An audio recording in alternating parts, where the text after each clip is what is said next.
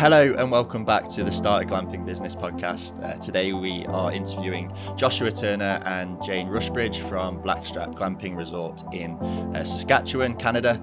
I think it's our first Canadian guest that we've had on, and we're going to get into kind of what it's like operating a glamping site in the cold, snowy Canadian winters. So that'll be interesting. They've also only just launched as well, so we're going to really get an insight into the marketing tactics they've used and what they've done to ensure that their launch has been a success, as well as all the standard questions about how they got going and kind of what they're offering. So Joshua, Jane, thank you for joining us. Really appreciate it. Could you just give us a little bit of an overview of what Blackstrap offers, what kind of units you've got, and the kind of experience you look to create? Yeah, thank you so much for having us on. Been listening, a big fan of your show for a while here, so learned a lot of resources from listening to your show, driving back and forth all the time. So my name is Josh Turner. I'm one of the co-owners of the Blackstrap Glamping Resort. We have 4 geodesic domes nestled in the heart of Blackstrap Provincial Park, with plans of doing 2 more in the phase 1 here.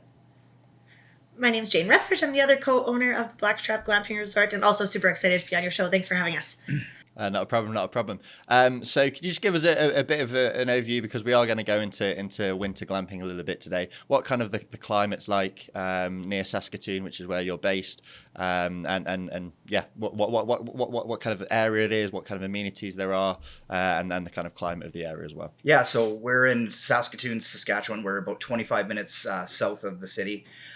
We are in, some of the harshest winters that you can have in the world. We just had a spout there, being in Edmonton, you can appreciate this, but we just had a spout there, it was easily minus 40, got into, I think the coldest we got was minus 50 degrees Celsius throughout the days. And that was for about a week straight that we didn't see anything above minus 40. So it can be very, very, very harsh winters. On the other side of things, we also have nice summers too. Our summers can get up to 30 or 35 degrees Celsius as well. So it varies from the hot to the cold. It's not just cold. No, yeah, we don't live in igloos for 12 months out of the year. Just 6. And for the listeners who work in Fahrenheit, I'm pretty sure minus 40 Celsius is minus 40 Fahrenheit as well. I think I'm right in saying, so that should kind of give you an insight as to how cold it can get. So we will get onto that in a little bit later, but first of all, as we usually do, I want to get into your stories, your backstories, and how you got into the glamping business. So could you give us a bit of an overview of that, and then how Blackstrap came to be? Well, I actually have always dreamed of opening a resort. Since I was young, I would cut out pieces of magazines. It was always tropical, but I'd make these vision boards, and I always wanted to open a resort. So as soon as I graduated, I went and took a hotel and resort management diploma, and then marketing public relations. I was 20 years old, and then I had the opportunity to start out with an airline as a flight attendant. So I started with that, with planning on just doing a season of it just to get some experience. 15 years later, I had the joy of getting to travel all over the world, getting to see thousands of different properties, getting to deal with tens of thousands of guests along the way, and it was a very fulfilling, rewarding career, and I feel like it helped me kind of get to that path. I left the airline after I kind of got into business a little bit. I invented a couple things, started some successful online businesses, and we just kept coming back to wanting to have this resort, and the opportunity kind of came up at Blackstrap. We have another business within Blackstrap there. We have the concession, and we opened a tiki bar, actually, right inside there. So you're about 2 minutes. The resort's 2 minutes away from the tiki bar. Opened that up, and then we started working with the parks and the ministry there. And yeah, lo and behold, now we have a glamping resort. My background's mostly in the food and beverage industry. I was there most of my life and career. And then, as Josh said, we opened up a fully licensed tiki bar at Blackstrap Provincial Park. And throughout that process, a request for proposals came up from the government for rental accommodations at Blackstrap Provincial Park. And we decided to put in a bid there for the geodomes for the rental accommodations, and were awarded that bid. And then 3 years later, after many permitting and planning and funding, we're here open today. Thank you. That's a great overview.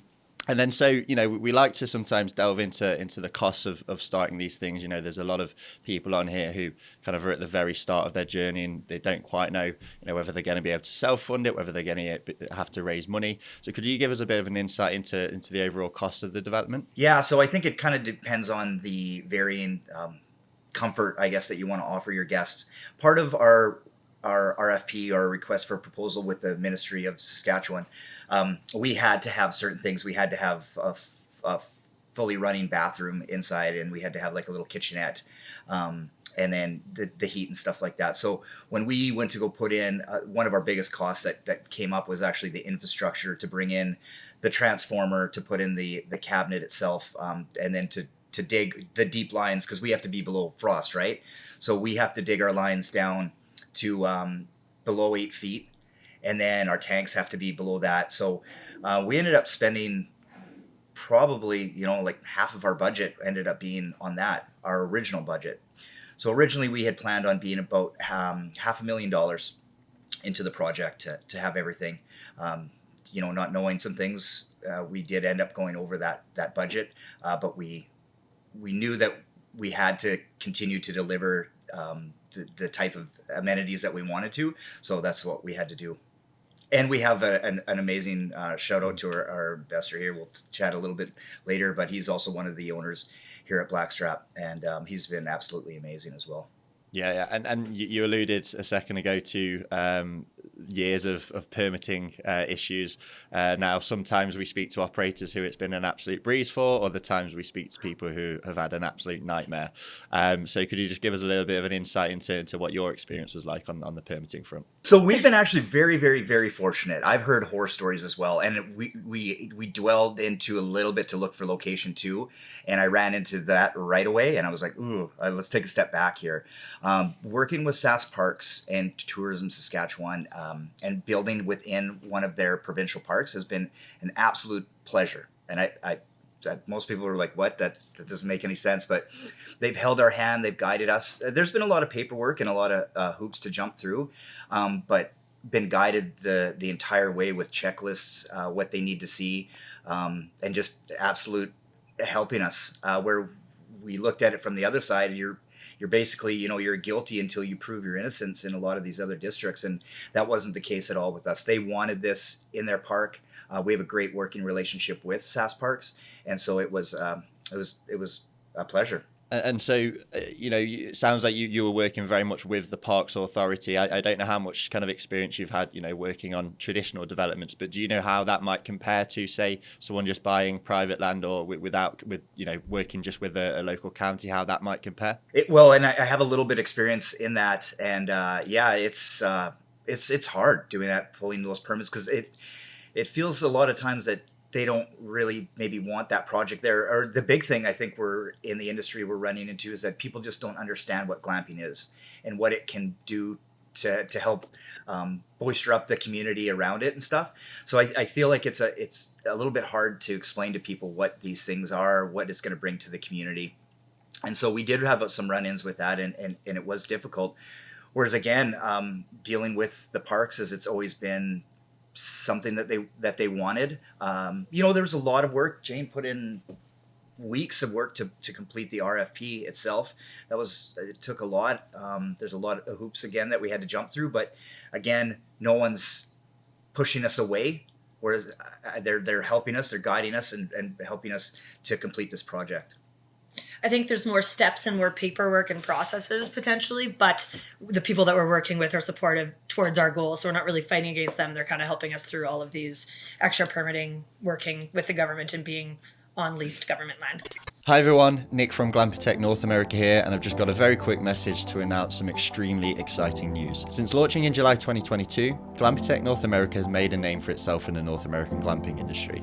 We've consulted on over 40 glamping projects, accumulated over 47,000 podcast downloads and plays, and we're now ready to take the next step. And with that, we're absolutely delighted to announce that we're beginning the process of developing our own glamping projects. We want you to be involved. There are more details to come, but for now, we're taking expressions of interest interest from prospective investors. We're so excited to get this going. It's been a long time coming and we can't wait to get you involved. So all you have to do is fill out the form in the description of this episode and we'll be in touch with more information very soon.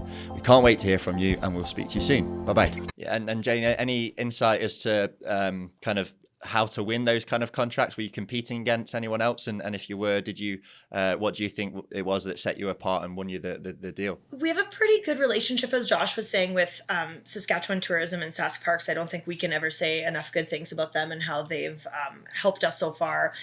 We have a couple of different businesses, one being the Tiki Bar that works with them. So they've put us through a couple different courses and weekend retreats kind of about tourism and about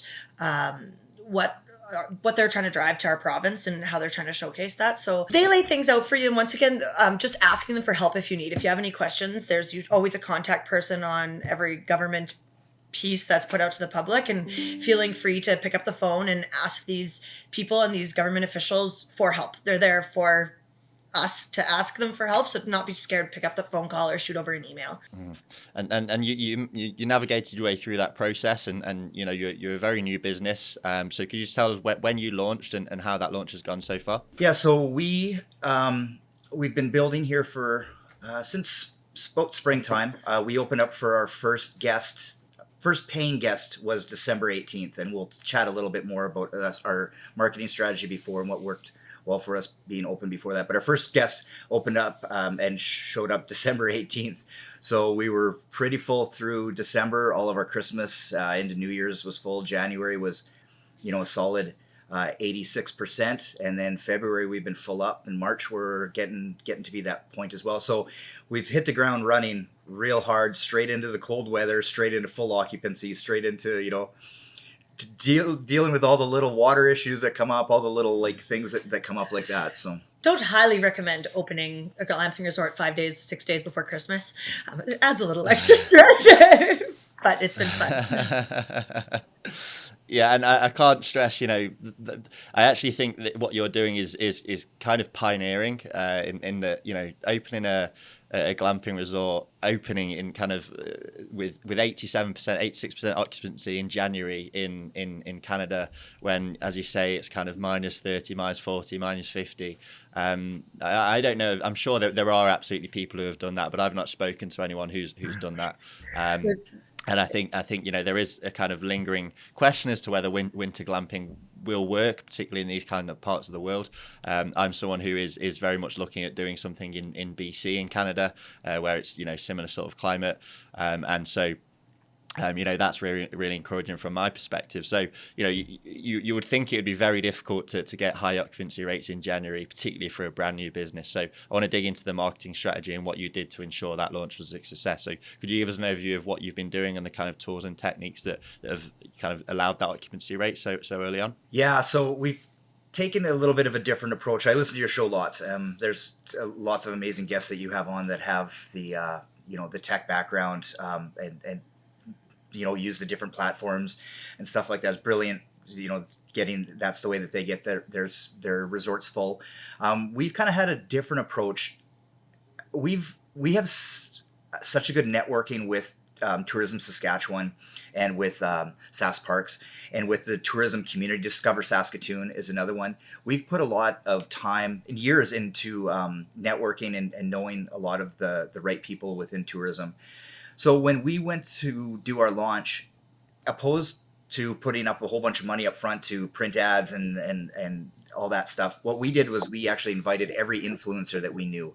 So every single day for 2 weeks almost, we had influencers come in. We traded a stay for content.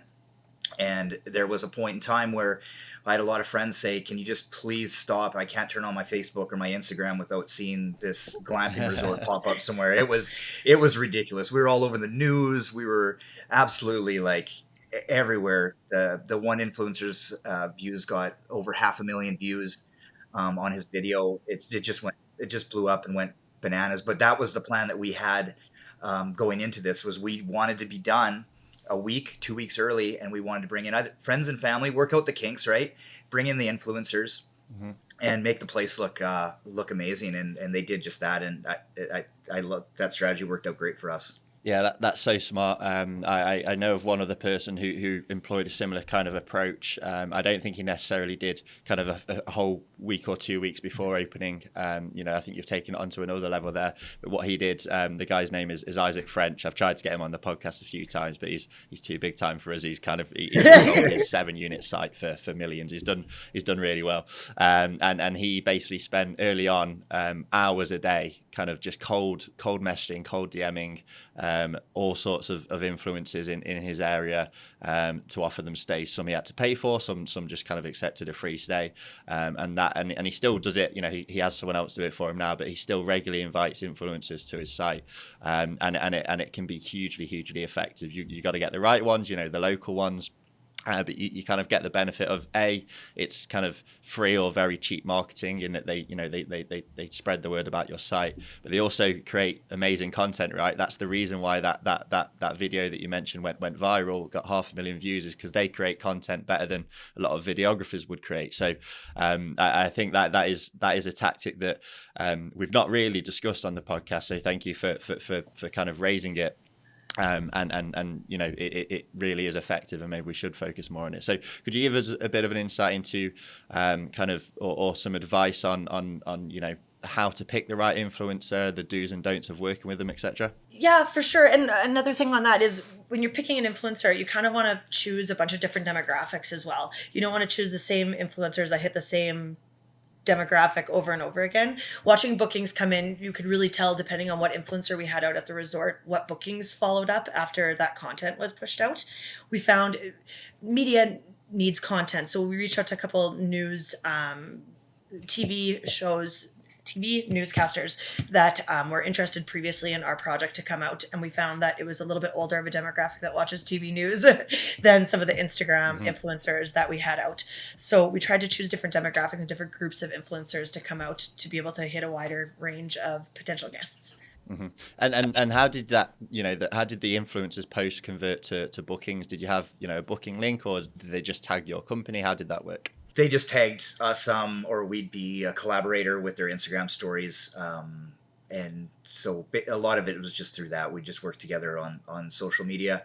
A lot of people just use stories now with Instagram. So it just kind of it's hard to figure out who has seen those stories in that amount of time, but we just kind of go back to with our bookings. We've got a great relationship with our guests. I think like Jane texts with every single one of them. We leave everybody like a note, sometimes flowers, chocolates, whatever. Like we've got great relationship with our guests. So we tend to ask as well, like, how did you hear about this? One of the things that we're very fortunate about here as well is Saskatchewan's a very small province, right? We're 1.5 million people.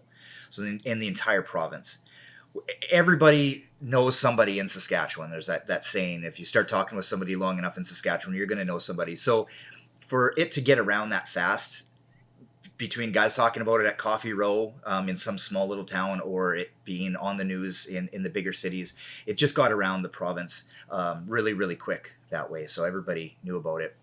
It's a little bit more difficult in the States where, 1.5 is a suburb of an area, and you're fighting with 30 other resorts that are maybe trying to claim your business. We're quite fortunate. What we've done is new to Saskatchewan, of being, cold weather camping, glamping.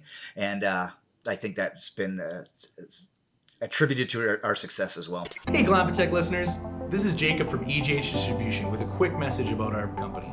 EJH Distribution is a premier provider of event structures, glamping accommodations, and much more. We're a distributor for many manufacturers, one of them being Dewar Tenton, a company that's been around for over 75 years. You may have seen some of their products at the glamping show the past couple years, one of them being the Oak. The Oak is a tunnel tent made of polycotton canvas with an aluminum frame. It sleeps between 4 to 6 guests and is perfect for a family unit on your campsite. We also offer other products like geodomes.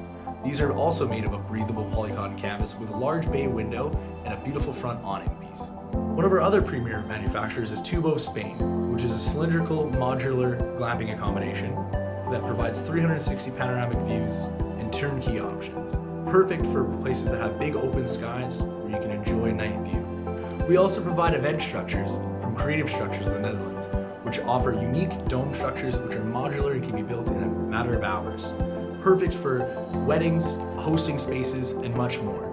If any of these products have piqued your interest, please feel free to reach out to us at sales@EJH Distribution or give us a ring at 587-987-0115. We'll be more than happy to help you with your project. There will also be a link to our brochure, our virtual showroom, and much more in the description below. Thank you for your time and hope you enjoy the rest of the show. And talking about Saskatchewan, we obviously touched earlier upon the cold weather and how it's, you know, very different to a lot of places that people are setting up. You know, we've spoken to a lot of people in Texas and you know, where the worry is the opposite, where it gets too hot in the summer, and that's actually the down season. So first of all, what kind of infrastructure have you had to put in place that, you know, the typical operator might not have had to do to deal with the cold weather and ensure that you remain in operation and everything runs smoothly in the coldest of temperatures? Yeah, so that took a lot of thought process. We've been so fortunate that we call them our mentors, and we look up to them, and they're truly pioneers and continuing to strive in the industry. But it's with Creekside R&R, and they're out in New Brunswick, Canada. And originally, when we were looking to find our domes, as probably a lot of your guests can attribute, it's really hard to find who's the right supplier of domes. You see some that look like a garbage bag that's tightened over ones. You see some other ones, and they're $70,000. Where do you find that right amount? So we started dealing with a company overseas. And because you can't go there and you can't touch them, you can't see them in person, it's hard to make that big financial decision. So our sales rep told us about a resort that was over in New Brunswick. We phoned them up. Absolutely amazing couple, Dan and Angel. They're just a power couple, amazing. We flew over there in winter, and we went to go stay in their domes. So they've got a little bit of a milder climate. Dan took the time. He took like 6 hours with us. Felt that we weren't, direct competition being in Saskatchewan. So he took the time and he walked us through everything. And so we went off a lot of what he had done. And so when we started to build our infrastructure, one thing I didn't do that I'd probably go back and change if money wasn't an object. But so we built a wood platform, raised it up, and then we spray foamed. So we used a closed cell spray foam inside of the entire dome.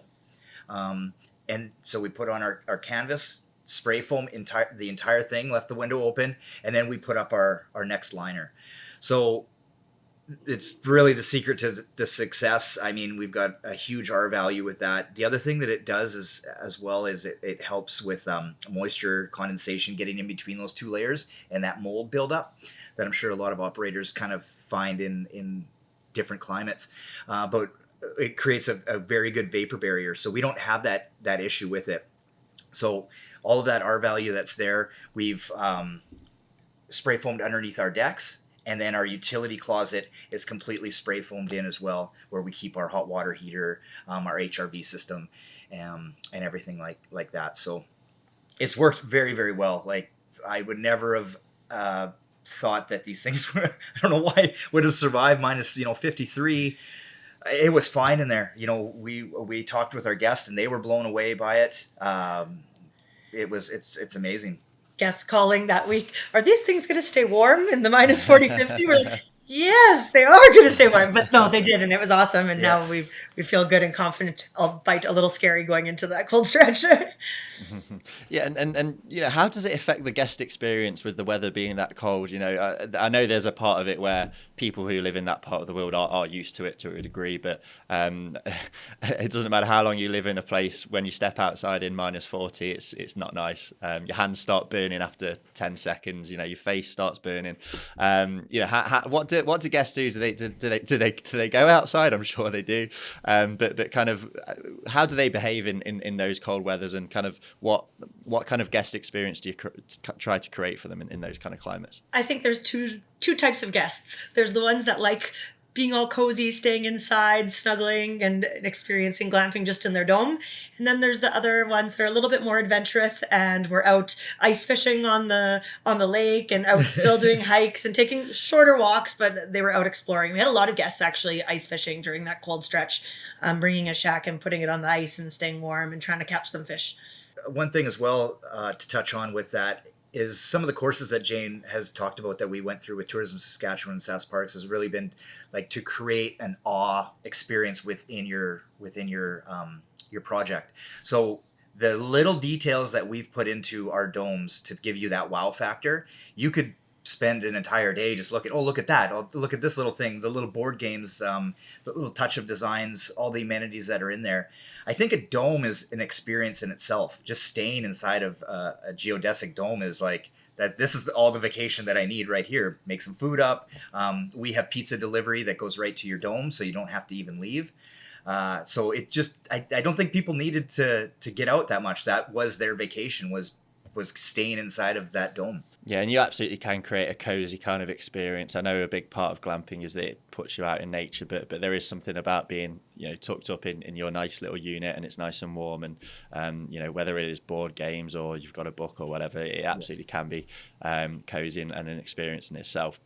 So you two are, as well as business partners, you are life partners. I'm interested in knowing your respective roles and what it's like working with your life partner as well as your business partner.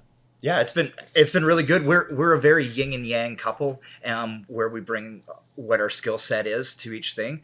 I think we fit perfectly into that with very little overlap. So we're not, trying to do each other's jobs. We really ebb and flow quite well, I think, in our business dealings and in our life. So it's been a pleasure. Like it hasn't been difficult to work with her at all. Like I said, I think we work very well together. I'll hear what she has to say. Yeah, you're very quiet. Life is great. No, we work really well together. We're business partners first before life partners. And how I say it, I don't know if you feel this way. Josh is incredibly genius and is very, very creative and has outstanding, amazing ideas, different ways of thinking of things, unique ways of thinking of things that I don't think anyone else thinks like his brain. It's incredible. And then I'm kind of stuck with the figuring out how to make it work. So he has ideas and I work on the back end, but no, he's been on the ground learning, using his amazing brain, and learning how to do all this. I've been kind of more the back end side of things. We both work on, we pick up each other's pieces very well as well. Like Josh said, our parts don't overlap, but I think they do sometimes when we need to help out each other. Like we'll both do social media if needed. If Josh can't make it to site, I'll go.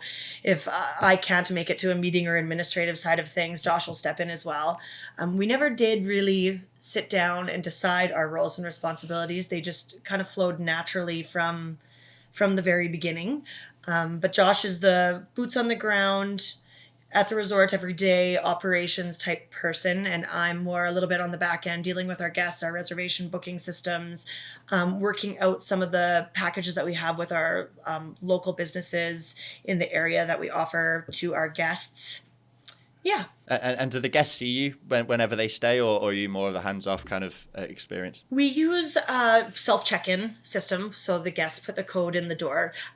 Usually, especially, things are we're still new and still learning how to do this. At the beginning, we were there, both of us, every single day between that 12 and 3 dome flip, and greeted a lot of our guests coming into the resort, checking all those last-minute details, checking all those touch points. We have an excellent team that works with us out there. We can't thank them enough, how quickly they've grown to take that pride and ownership of the resort as well. So we're not needing to be there every day now. Josh is there once again more than me. I'm kind of getting caught up on the backside of things, as we were all hands on deck at the resort every day for a good while there. But we're not there, but we're there if they want us to be there. My phone number is sent out on all communications kind of leading up to their stay. When people get in, we have a welcome book that also has our phone numbers in case anything is needed. And guests aren't scared to shoot a text or an email about questions. And we're there very much virtually that way through a cell phone for all of their needs. But once again, as we talked before, there's a couple different types of guests. Some guests you don't hear from the whole time. They just go in, they do their own peaceful thing. Josh touched on it. We have a board when the guests walk in the dome that we welcome our guests and personalize it if at all possible. Happy birthday. Hope you enjoy your stay. And I would say a good 90-95% of guests write back to us on that little board about their stay and how they enjoyed it. So some of those guests that we don't hear from, write a very nice message. Thank you. The stay was perfect. Thank you for the stay. Yeah, no, that's great. And you know, those kind of things, having spoken to a lot of operators, can be the most rewarding things. You know, we've had people on here who've said that people have told them that their trip has saved their marriage or saved their relationship with their child or whatever, and it's mind blowing sometimes how much of an impact it can have. So leading nicely onto that, you know, it can be extremely rewarding being a glamping operator. You've obviously only just kind of begun doing it, but so far, are you happy with your decision to start a glamping business? Oh, absolutely. It's just felt like we were always supposed to be here, and I think with all the careers that we've had leading up to this point and our guest interactions and the way that we can deal with any problems that come up, it's absolutely rewarding. It may not seem much to people when they leave those notes, but for us, it's a time that I can take a pause through all the chaos and just be like, like it's just, that's what we live for. That's what it's in our DNA, with customer service. So to be able to create an experience like this in a province that we love, in a park that we love, to our guests, which we love, it's awesome. It's exactly where we're supposed to be. I think throughout the process, we ask ourselves often, especially in hard times or stressful times, like, why are we doing this and what's the end goal and the end purpose? And near the end there before opening, I don't know if we've ever been so stressed in our lives in different ways. And we opened, like we said, for our first paying guests on December 18th. And on Christmas Day, on Boxing Day, there was a guest that stayed in a dome and texted me pictures from their dome stay. They had brought a little Christmas tree. They had brought all of their Christmas presents. They had a 3-year-old daughter, and they sent me pictures of them. They brought stockings to hang on our fireplace, and they sent me their Christmas morning pictures in the dome. And I never thought that a family would choose to come to a dome to completely celebrate their Christmas morning with their little baby girl. And I found a new why that I didn't know really would exist in my heart, of really creating those memories for guests. And this lady messaged me saying that we want to do this every year for a family tradition. It was so nice to get outside of the hustle and bustle with all big families and just spend with our immediate family here in the dome. Thank you so much for creating this for our family.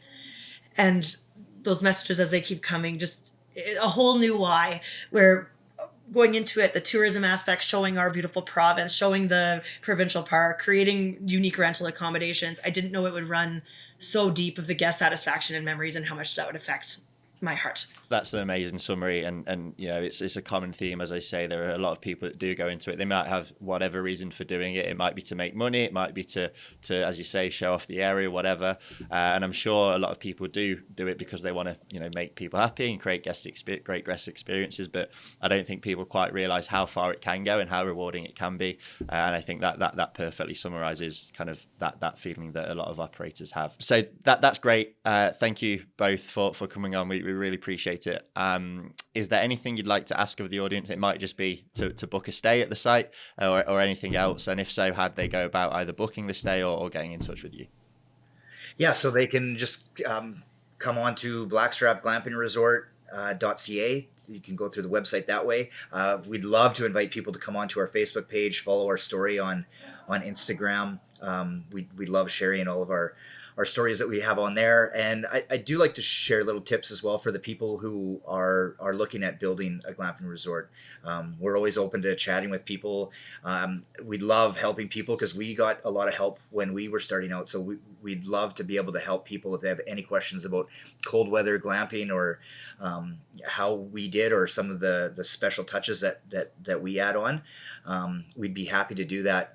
A little bit of advice on that is I hope people, Jane mentioned the why and how it can kind of change, but as long as people really, really have it in there written down or whatever they have to do, because once you start getting in the thick of it, you're going to ask yourself why a lot of times, and it's not going to feel like it's worth it because you can't see the forest through the trees, and it's a very, very hard process.